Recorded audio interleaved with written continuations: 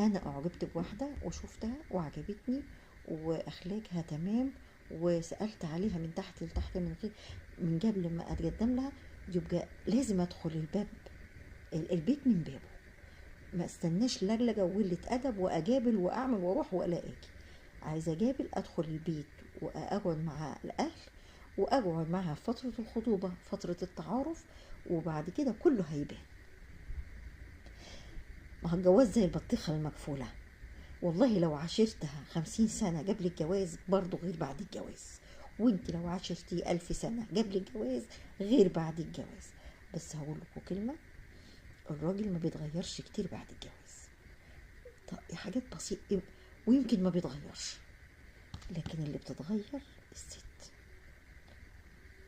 كلام بيني وبينكم، زي ما انتوا عارفين المجاملات اللي هي قبل الخطوبة والكلام ده كله والحاجات دي، بس هي طبعا مش عايزة.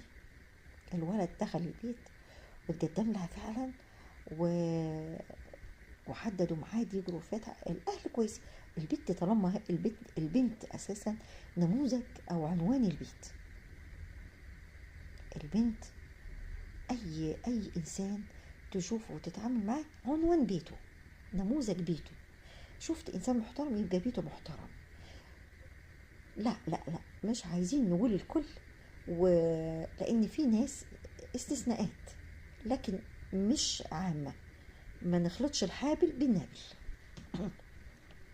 نموذج وحش وبيته حلو وبيته حلو وهو وحش، ده حاجات استثنائية. احنا بنتكلم على العموم. نموذج البنت دي كويسة وزي الفل ومؤدبة كده وصالحة، أكيد يبقى متربية كويس وأهلها كويسين. ولذلك الشاب لما بيلاقي النموذج ده بيعتبرها حتة جوهر عايز يخطفها بسرعة من السوق. الشاب الفاهم، الشاب الكويس، الشاب الواعي، الشاب الصح.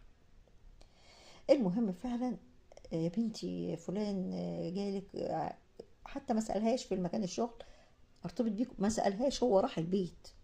ايوه راح البيت. تصدقوا كده ما تصدقوش كده، والله كل واحد ليه دماغ.